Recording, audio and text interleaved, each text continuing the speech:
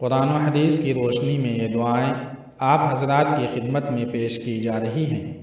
ان چھوٹی چھوٹی دعاؤں کو اپنی روزمرہ کی زندگی میں اپنائیں، عمل میں لائیں اور بچوں کو بھی یاد کرائیں۔ جزاک اللہ خیرا۔ بسم اللہ الرحمن الرحیم۔ السلام علیکم ورحمۃ اللہ وبرکاتہ۔ ناظرین، آج ہم آپ کو پانی پینے کے بعد کی دعا کے بارے میں بتائیں گے۔ نبی کریم صلی اللہ علیہ وسلم جب پانی پی لیتے تو یہ دعا پڑھتے تھے: الحمدللہ الذی سقانا عذبا فراتا برحمتہ ولم یجعلہ ملحا اجاجا بذنوبنا۔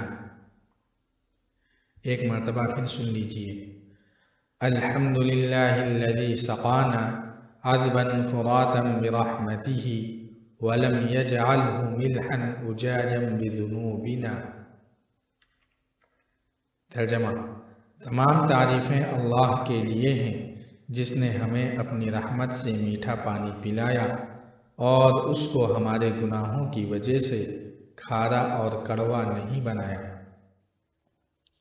اس ویڈیو کو ثواب کی نیت سے زیادہ شیئر کریں۔ والسلام علیکم ورحمۃ اللہ۔